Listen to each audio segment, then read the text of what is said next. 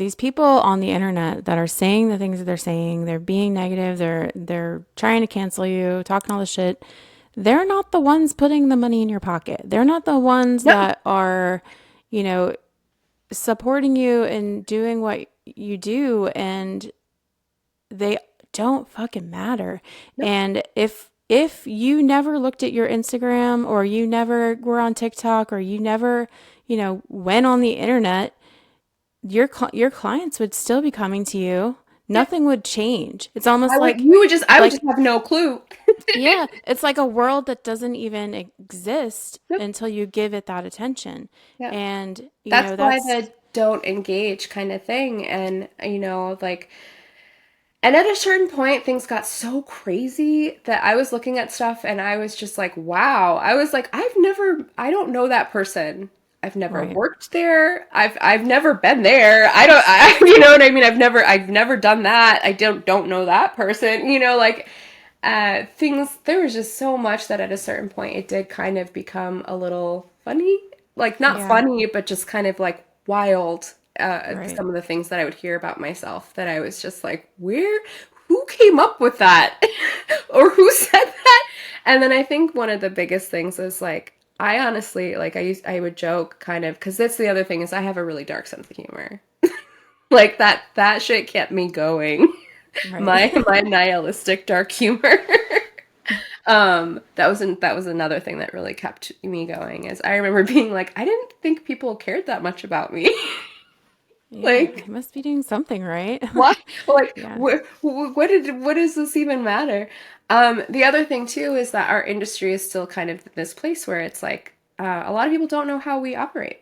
You know what I mean? Like, Hmm. what's normal and what's not normal, like what's standard and what's not standard, and then our industry, like, quote unquote, again, is like kind of changing very rapidly.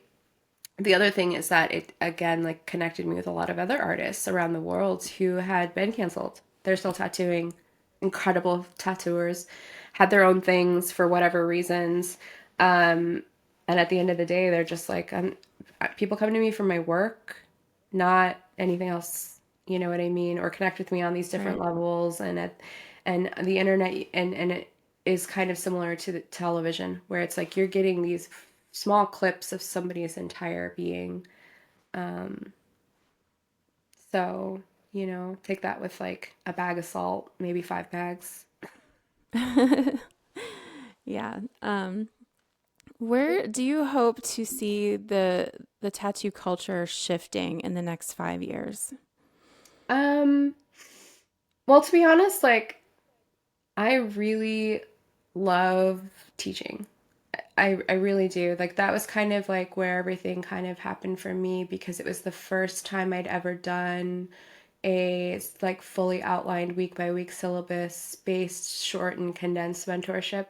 I was really trying to get that dialed in because I'd done a handful of seminars, and the feedback I'd always gotten was that I have a good way of breaking things down, and it's because I'm a nerd by nature, and I really enjoy it. Um, and so I was trying to get. I've taken your seminars three, wait, maybe four times. So I saw one at the Richmond Tattoo Academy, Hmm. and then I think I saw three different explorers that you did.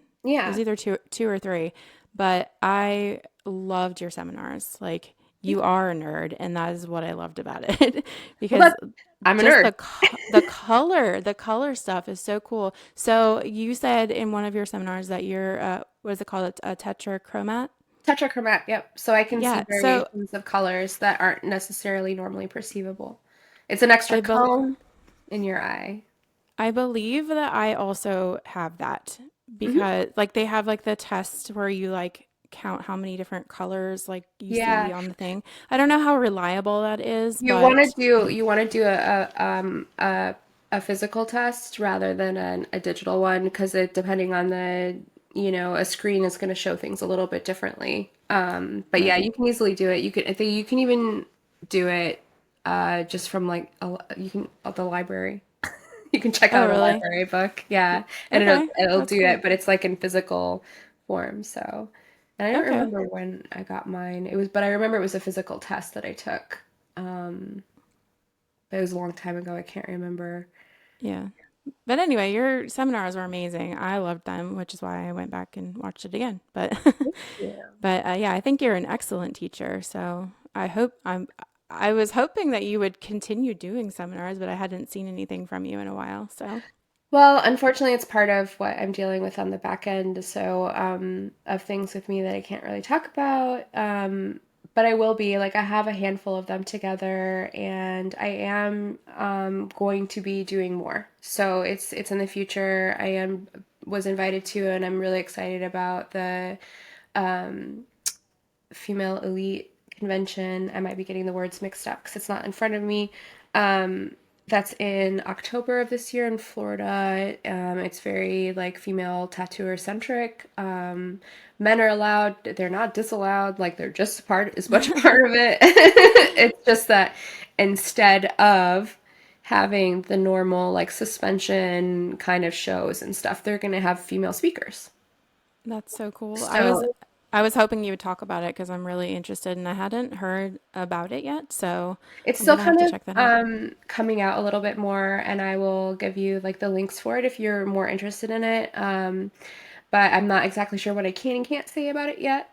I just know that it's Gotcha. happening, and I'm going to be a part of it. And then so is Liz Cook, one of my really good Okay. friends who I worked with on my ink set. And she has an ink set too, and so like we're color nerds. That's what we do, and I think you've seen our seminars back to back because Yep. we kind of bounce off of each other a little bit. Um, and really kind of getting into that. So I think what I would like to see if I was to be completely frankly honest, is um, less of less criticism from the bottom up, and then less isolation from the top down. As far as like, and when I'm talking about that, I'm talking about masters of their craft and people entering the field. So there's this fluid motion, right? But you do there. I mean, of course, there are always exceptions to the rule. There are geniuses who get into any field and they're just like out of the gate, you know, incredible. But there are these like steps to learning and educating and constantly learning and always wanting to learn, which you should always be like that. But more of a coalescing as far as tattooing goes, and like an understanding of like the importance of these things, and less like criticism. It's like I've been thinking a lot about the term gatekeeping, and I think people throw it around in the industry way too much and don't actually understand what it means. You know what I mean? Like, if they don't actually look at the definition of it, gatekeeping is like when I walked into a shop and was told that they didn't hire women, which is like, you're fine if that's what you want to do. You have every right. If you want to have a male-centered shop, fine. If you want to be separate and have that as your environment, cool. But that's not what, when an artist saying that I don't want to teach my skills to someone. You know what I mean? Like an artist saying Right. I don't want to teach my skills to someone, I think is totally fine and up to them.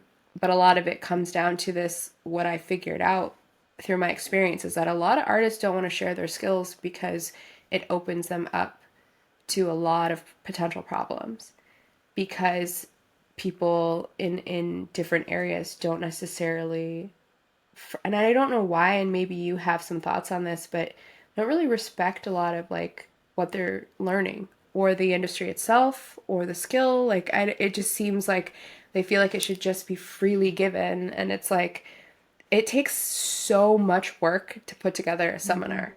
It takes Yeah. so much work to teach someone. Like when I take someone on, it's like not only are they consistently in my life 24/7, essentially, I have to guide them through this whole process and get them to the end, make sure that they're producing to a certain specific point, work with them every step of the way. And then also, once they're released, they represent me in the world. You know what I mean? Or they're at my studio. Like it's a lot of work and a lot of responsibility to take on an apprentice, and it just seems like people tend to think that it's almost like nothing.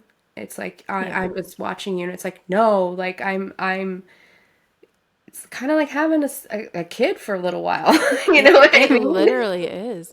I actually did a whole episode on apprenticeships and what, my opinion on the, how to go about getting an apprenticeship and what we're looking for in a potential apprentice. And you know, just from our perspective as the mentors. And I can link that in the show notes for anybody who wants to go back and listen to that. But I talk a lot about that where it's such a huge commitment on our side that I don't think is taken into consideration from their perspective where it's for me personally, when I take on an apprentice, like I hope that this person will come to me forever with Yeah, questions. yeah. I hope that my apprentice or my former apprentice comes to me in 20 years if she has a question that, she hasn't experienced something yet. I'm teaching her not only tattooing, but just, business and, Hmm. she's how to manage this huge transition in her life from being a normie to, being a tattoo artist and social media and just it's so much and It's it's so not much. just an easy thing for us to commit No. to. And then there's also like kind of this weird thing that I've experienced where I've had great apprentices and then I've had not like, one not so good one. And a lot of it came down to like um lack of communication.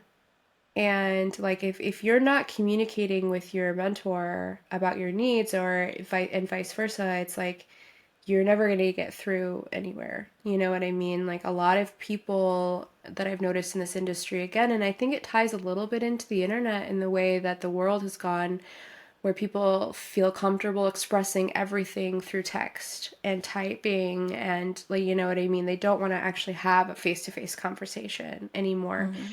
Um, and I don't understand where that comes from because it's like there's this misconception that conflict equals aggression when that's not actually the case. Like conflict happens in life and you have to acknowledge the conflict and then come up with solutions, problem solve, and that's called conflict resolution. You know what I Right. mean? And it's like in order to have a community, you have to have conflict resolution. And conflict resolution is because there is inherently conflict because we're all individuals with different needs, different desires, different wants. But if you're never expressing those, if you're never speaking to people around you and you just bottle it up, push it down, and then fucking blow everything up or walk away and then just talk a bunch of shit, it's like that is not being a part of a community. That is not productive for anybody. It's not even productive for yourself. And I don't Yeah, know because you're where that constantly comes from. starting over if you do that. If you Right. can't just work through issues, you have to pack it up, go somewhere else, start over, Yeah. and it's going to be like that forever until you figure out how to manage conflict. Right. And it's like people are just very quick to just be like, nope, not going to talk to you, not going to work this out with you, not going to figure it out. Like, and then, and it's like, okay, well, cool. And I see that a lot in tattooing, and I would like to see less of that. I would like to, it's like it's like I remember this very specific moment of when I felt like things changed for me as an artist. When I actually started to get good, because I was really bad in the beginning, you know what I mean? And it was the first time that I worked at a shop that had a lot of women, a lot of diversity. And it was because the environment was different to the point where and again I think it was a time thing, it was a timing thing, it was how shops were at the time, and they were ushering in this new kind of more people, and there was a lot of skill share, you know what I mean? Like a lot of people were like, try this needle, use this, try my machine, do this. That was not how things were in the early days. Everything was secret, nobody shared anything, you know what Mm-hmm. I mean? And so that skill share was just so vital because it was like I would have never thought to try that needle grouping before. I would have never thought, and it was so freely given.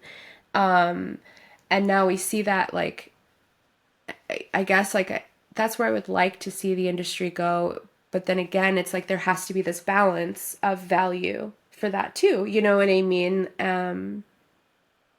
I hope I'm making myself clear. Yeah. I did a whole episode on that exact thing. And Hmm. I think that, you know, back when we were apprenticing, we did all this, work around the shop to pay for it, our apprenticeship and trade for our apprenticeship. But the way I do it now is like it's social media, especially because they're younger and they know how to do this shit. You know, like they're helping with social media, they're helping with other things that we didn't really necessarily have to deal with back then. True. So there are ways to provide value to the shop and trade for the apprenticeship. It's just different, you know. Yeah, everyone's different. Every artist is different, you know. So, and that's the other thing too is like every apprenticeship is different because every artist is different. You know what I Hmm. mean? Like, what kind of shop are you in? What shop environment?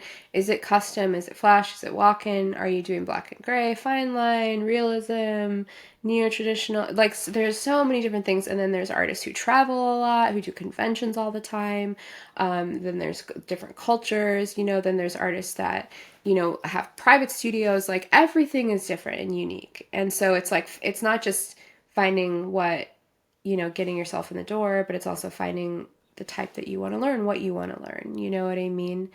But I think all of these things right now in tattooing are connected in a lot of ways, and it's going to be interesting to see how it plays out.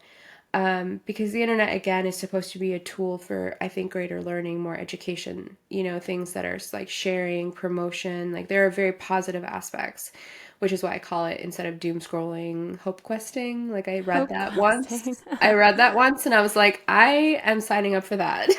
I want to I'm see the good stuff. Give me all the good stuff. I'm also stealing that. That's great. It's hope Um, questing and yeah. then having open conversations about with people who have on the dark side. You know what I mean? Like again, it's that looking back from where we're standing uh and being like, hey, this is what it's like over here. You know what I mean? Like heads up. Yeah. um and that's where I'm kind of at right now, and especially in this industry, and I've connected with like artists that I would have never connected with. You know what I mean? I found my husband. Yeah. Like I would That's have never had the balls to talk to him. Like, um, you know what I mean? Like, and he's a tattooer. He's an incredible tattooer. I loved like he followed me. We joke about this. He followed me. I followed him back because he does great work. But I also thought he was fucking hot. so And yeah, then let's talk about him. Let's talk about your move. You're moving over to England I to am. open a shop with him, right? Yeah, we're right now we're everywhere and nowhere tattoo. So for a while the process happens, we're just kind of tattooing everywhere and nowhere. Like we work all over the place. He has half the soul I have. We love traveling, we love moving around, we love working with lots of people, we love seeing our friends, but settling ultimately in England is a yes. As my dad says, someone in our family needs to be out of the country. So, but That's I so love it. cool. I love it over there. But yeah, we met because I think he had posted this really funny story of this little like Jesus character that he was taking around with him and taking all these pictures, and it was hilarious. So I commented on it, and then we started talking, and he had never heard of me ever, which was awesome. Never like he was out with Yeah. some friends, mentioned he was chatting with me. One of his friends is Chris, a huge Ink Master fan, and he was like, "Wait, what?" And then he was like, "Wait, you were doing this stuff?" And I was like, "Yeah." And then I was like, "Don't Google me. Oh Don't no. Google me because there's too many bad things out there." And he was like, Oh "Oh, I'm no. totally Googling you." Oh no. And then, I he was just super supportive, and he was like, "Man, this shit happens like see it all the fucking time." He's a 16-year tattooer. And he's like, it gets so competitive and people can be so shitty." And that's how we really connected, was like having full open conversations, and you know, it was like all the vulnerability, and then we just realized we were in love right away. Yeah. Oh, that's so sweet. I love that. Yeah. So, yeah. So, do you ever Google yourself? Nope. Because I I just did that recently and was like, didn't even think I was like Googleable. Is that a word? You Um, are you? I apparently am. I was like, I'm on websites that I've never even heard of, Oh yeah. but it's weird. it must be even weirder for you. So yeah, I don't. Well, so before I went through everything I went through, I did occasionally just to see because there's a lot of misinformation that gets put out there. Like it's weird, like my birthday, my height, like and then if I put my name in, you can actually see what people most search for because it'll give you suggestions. And Oh it was yeah. always like my age, for some reason, and then like my cancer survivorship story. Um, of course, tied with Thinkmaster. But that was pretty much it. And then, like, anything that I've ever done that was promoted or put out there. And then now I don't Yeah. until like everything is done and wrapped up and we've all moved on in our lives. Um, I just don't because it's like you can only handle so much negativity about yourself. Yeah. It's not smart. It's not good, and I think at one point I had a fan take down one Reddit thread because it was so sexually degrading. Like, Jesus. that's the dark side too. It's like as a woman, like you get a lot of shit and you learn to like ignore it and put on your strong filters and never respond, never open, those things. But sometimes it's thrust in your face in a way where you're just like not cool. Yeah. But Um, yeah, so no, I don't. Except for I did find out I'm on WikiFeet. Oh. I think Mark's on that too, Mark Longnecker. Yeah, oh I my God, remember that's so funny. I've only met one other person who's been on WikiFeet. I I think that's what it's called. I don't know. I just remember he made a reel where he was like, I found myself on this website. The whole reel is him doing everything with his feet. He's like typing on the computer with his feet, which is I hate feet. I think they're so gross. And so I was like repulsed by this video. I was just like, this is so funny though. That's wild. I don't know that I would want to find out about that either. Well, it's just someone posted a picture of me and I'm just in sandals, but there's a community and then they rate you.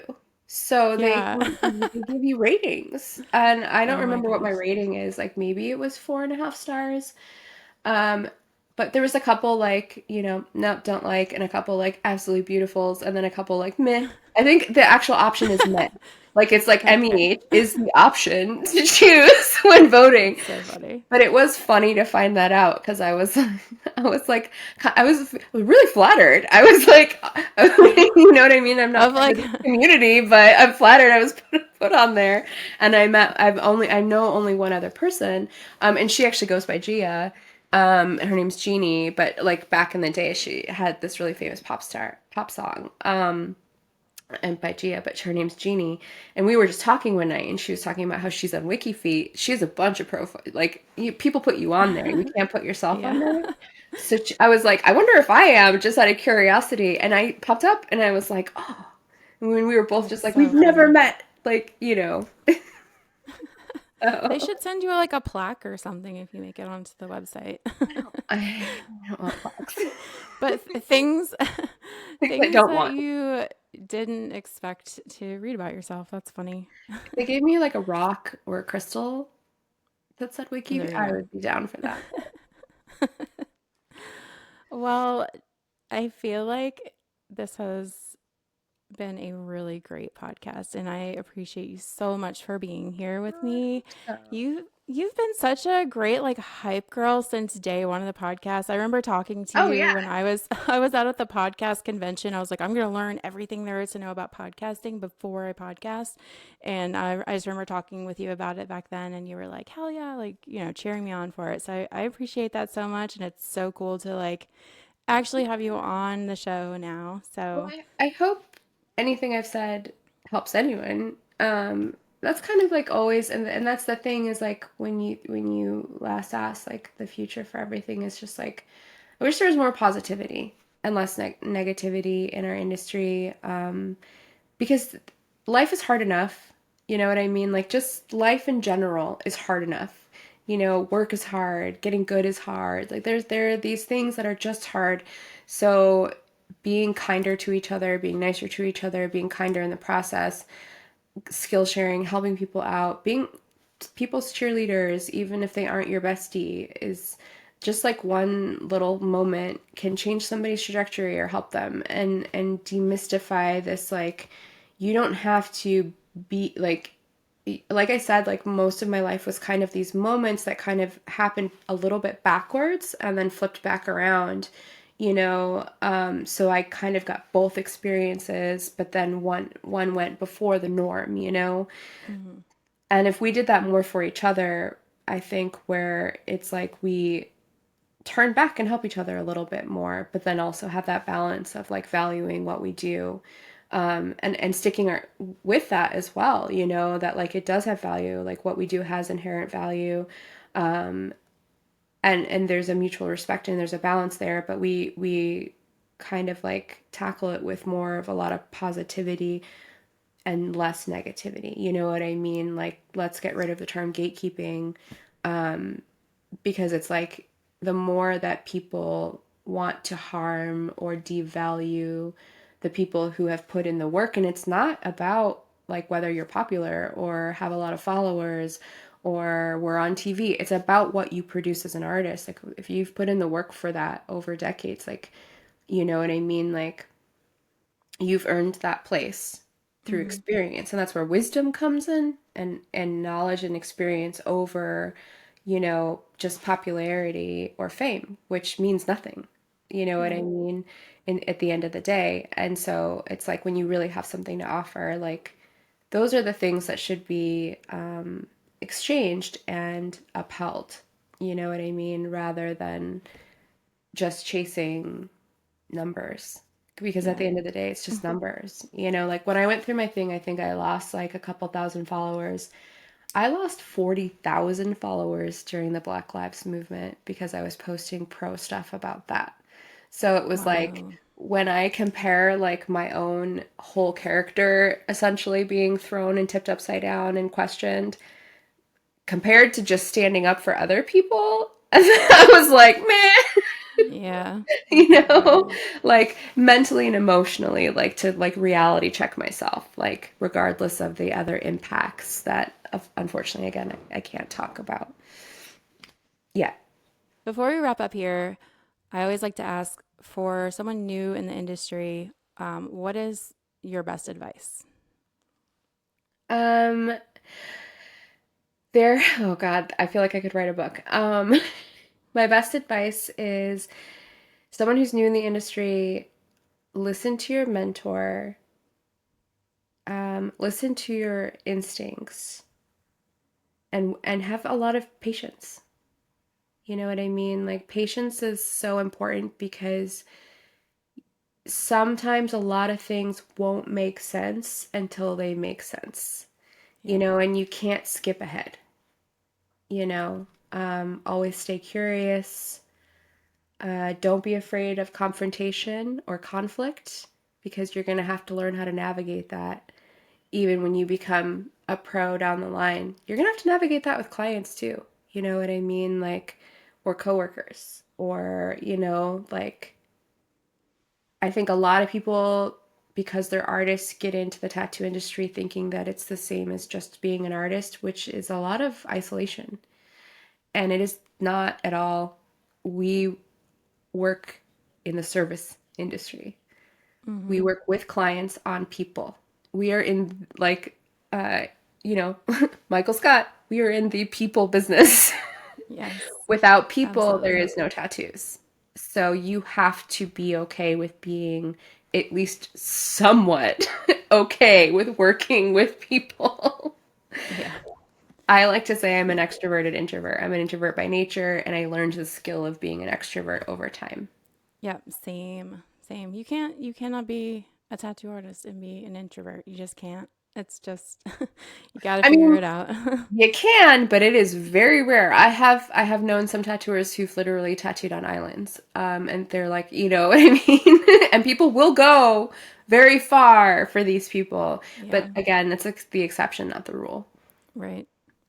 Well, thank you so much, Gia. I appreciate you doing this. Thank you. I hope it's somewhat helpful, for anyone. Absolutely. I'm sure I'm sure there's someone out there that you're speaking directly to, and they are like, finally, someone's answering these questions that I. Yeah. So, Well, I think we all just need to like, especially in this industry, dial it back a little bit, and remember again why we do what we do at the end of the day. You know what I mean? mm-hmm. Um, and I think one of the biggest things is I'll remind people is that it's not that desperate, it's not that dire. You know what I mean? Like people have been getting tattoos since the dawn of time. Um, and you and I can both attest to the fact that people have been saying tattooing's over for, I mean, how long now? Let me check my Yeah. watch. How many years? How many decades? Yeah. There are Yeah. tattoos and clients for every type of person out there. You know what I mean? And people Mm-hmm. need to stop tearing each other down in order to get to an imaginary mountaintop that just doesn't exist. Right. You know what I Where there's mean? just another mountaintop to conquer after Right. that. You know, it's Yeah. more about it's like honing your skills and getting to these levels and stuff like that. But it's like you will get there if you do the work or and you work with other people, but you don't have to tear someone down to get there. You know what I mean? Like you can literally collaborate with people to get Yeah. there. Yeah. And that's way Absolutely. nicer and way more fun anyways. Yeah. And they say, if you want to, what do they say? If you want to go fast, go alone. If you want to go far, go together. Yep. Yep. So we'll have to do it again. I feel like there's so many more things I could talk to you about, You can have me but on anytime because we could, like I'm like I'm like when sometimes when you ask me a question I'm like, well, that could be a book. yeah, That I could be know. a book. I know. I actually had so many more questions. I had more questions, and I was like, if I ask these questions, we're going to be here for like 3 hours. And I know she's probably got places to be. So, Well, but and yeah, the, we'll have to. the thing too is that I am such a rambler. No, I will you go did on. great. Yeah, no, you did great. But yeah, we'll have to do it again, and we'll pick a different topic to discuss. So, Yeah, or yeah, any of that. And again, like I think like I hope it came across in the right way where it's like we're in this kind of middle ground in tattooing where it's like yeah, I can't even really see the forest through the trees right now, and I don't think anyone really can. I don't think any of us yeah, can. It's in such an upheaval of where we're gonna all land when it comes to education and all these other things and how our industry grows and like and how we grow as artists because it's like I've kind of also been rebelling against the idea that there even is an industry. there But I is. don't know if that's just my philosophical thought process. I just reposted this guy's reel on Instagram. You'll have to go look at it in my stories. But he's talking about how the industry is kind of turned into where artists are posting and doing things for the approval of other artists and not Yeah. for art.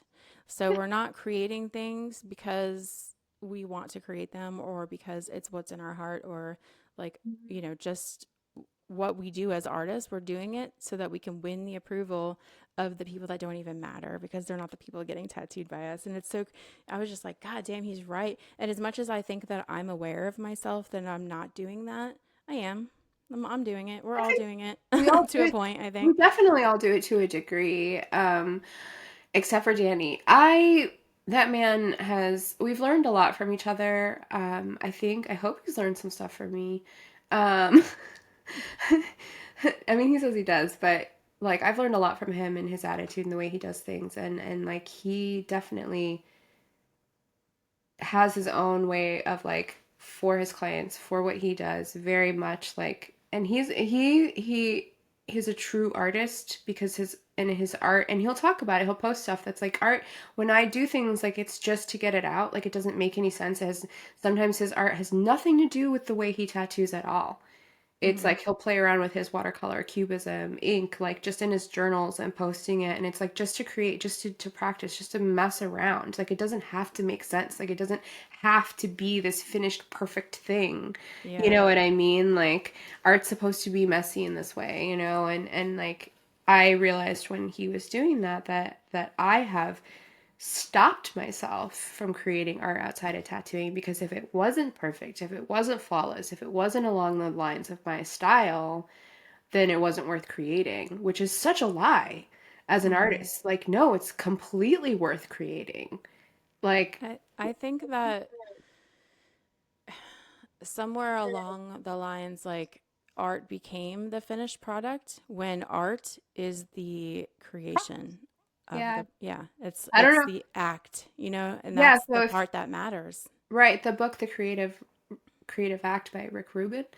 Is that his name? I'm so bad with names, but it's one of the most beautiful books. And I love everything he has to say because he talks about the same thing. It's about the process, as much as the finished product. It's like if you focus on the finished product, you're never going to get started ever. Hmm. And you're going to miss out on all of the experiences of what that process is. And that's the art part of everything, and I think sometimes in tattooing we do forget that, like once we get so focused on the skill, even as mentors, we get so focused on the skill that we have to remember to at a certain point it's like both and not either or. Hmm. So we forget about that other process that can exist outside of tattooing a client, like because yes, a client is coming to us for this finished refined product of a tattoo. Sorry, I don't mean to call it a product, but like executed piece, right? Hmm. But then art in itself inherently doesn't have to be that way, Right. and we tend to forget that. I forget that all the time, and he reminded me of that. And it's like, no, I want to get back into that expression, that creative expression. That's so cool to have someone that can balance you like that, especially if Hmm. you're someone who is so like results driven, which it sounds like you are. Hmm. I think that for me, having kids was that because when we're like finger painting or we're, gluing beads onto a piece of wood, like we're just doing, We're we're not, you're just having yeah, fun. we're Like you're just in not it. you're like this means it doesn't mean anything. We're just having fun. Hmm. Yeah. And And that's what it's supposed to be. And if we yeah, stop having fun, like, why are we doing it? right. So, Again, that's another like I don't know if you're like but again that's another like going back to the why. You know what I mean? Like I think it's such an important thing for us to all ask ourselves at different points in our career continually, and at different points in anything, because we're never stagnant. We shouldn't be stagnant. You should always be growing, I think. If you're always the same, you're not growing, like, and we get stuck in these like moments of refining where we kind of do things over and over and over again that we forget to let it go, leave it mhm. and move on to something else and start messy again. You know what I mean? And that messiness is like in a way necessary in order to again figure out how to give it shape, form, and refine. You know what I mean? Like it Mhm. has to start out of some form of unknown, and Yeah. unknowing. I don't know if you were still recording, but you could always put that Oh into yeah. I am just I always keep it on just in case. But yeah, yeah. that was But I awesome. could talk a lot about Yeah. that stuff because I think it's inherently the same as all the processes are the same of just living life. Yeah. Like again, like even going to the gym, you start with one way and then you figure out how it all works and then you start giving its shape and form and then refine. You know what I mean? It's like that's the Hmm. process of anything, you know. Yeah. And your why changes, at least for me.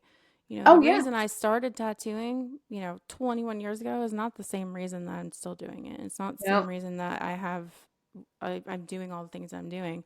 Nope. It somewhere went from, getting joy and like satisfaction out of creating to now I take more joy and satisfaction out of like teaching my Same. apprentice or my former apprentice or whoever's listening to the podcast, sharing my knowledge and seeing them take that and be successful with it. That to me is more satisfying than doing a tattoo that I like, Yeah. it's just changed. That's and again then yeah, it's the that's a I think that's supposed to be that to me means you're on the right path. Like to me that's a compass. That's an inner compass. Like of recognizing that your why does change. Just like your best changes. You know what I mean? Like when you say Mm-hmm. do your best, which is a goal, well your best is going to change depending on a lot of things. Like Mm-hmm. like whether you're sick, you're healthy, you're stressed, there's big life events happening, like your best is going to be different day to day, you know what I mean? And that's okay, and then also recognizing that we are allowed as human beings, as artists, as tattooers, as mentors, as teachers to move on from something and change our minds. We're allowed to change the process as we go, to suit our lives and our journey. You know, sometimes it can happen rapid in succession over a few years, over a few months, or over decades. You know what I mean? But every person has the right to begin again, no Mm-hmm. matter what that is, whether it's a new art piece, a new tattoo, a new way of being, a new way of teaching, of not living, because you're, especially if you're someone who's growing and learning constantly, like every person has that right and should be given, I think, ultimately, when I look at it, like the grace to walk back through that door and be like, okay, I'm going to start again. You know what I Yeah. mean? Without being I re- told no, you know? mhm. I remember giving a friend of mine advice because she's like, everyone's like, you've changed. You're not the same person. And I'm like, you're supposed to change. Like, Yeah, I would be you're like, congratulations. like, that's a You good should. thing. And if they're noticing the change, that means that they're standing still, and Yeah, you're not supposed to be the same person you were in high school. And if you are, no. that's scary. Like, I would be worried. I yeah, would be worried. I Even my don't want that. family. No, it's like even my family who has known me my entire life, you know what I mean, since I was born. And I've known them my whole life because, my older siblings or like my younger ones, I've seen them born or, have they were already in existence when I came into this world. It's like they're not anything like who they've all changed. They've all grown. Like there are core things about them that are the same. Or like core, but even our relationships and dynamics have changed so much over our ages, and maybe that's part of getting older too, like being in my 40s now, and it's really fascinating to me because my mom was having this conversation with me about the growth stages, and we have this false idea that we have childhood, adolescence, and then your adult senior, right? Hmm. But there is literally three stages of each. There's early childhood, mid childhood, late childhood, early teens, mid teens, late teens, early adult, mid adult, late adult, early, it's like there are these stages and we go through these massive transformations and you should be in these ways and constantly growing, Um and there are moments when like my mom was having these conversations with her friends that are, they're in their late 60s and 70s and stuff. And they were looking at each other and they were like, does it ever end? We're still going through this bullshit. Just And different bullshit. just it's the Same same. But bullshit. well, Okay. different, but it's like, like it's just the same. It's like it's different, but it's the same. It's like these cycles, and it's like my mom was talking about how they can look back through their lives and look through these moments that she's like, we can all look back and go, yeah, I was a fucking mess then. Like I was a mess. I was nothing but like just discombobulated goop. Like, and then she started talking about how it was similar to the stages of a butterfly. You know what I mean? It's like when you're rearranging you kind of you are nothing. Everything's a wreck, but then you coalesce and you become, these stages. Anyways, I could go on and on. My mom does that, and she was comparing it to a butterfly and the chrysalis and Yeah. all this stuff. And I think at one point I told her, I was like, Mom, you need to stop. I'm goop right now, so I can't hear. I can't take in any more information. That's, she was she was laughing, but no, anyways, I love sorry. it. Now I I'm just love it. babbling about bullshit. No, no, I love it. I love it. Thank you for having Thank me, and you. I'm so glad to finally talk to you, and I've been so excited about this for you. And I can't wait to see where it goes, no matter what. Thank you.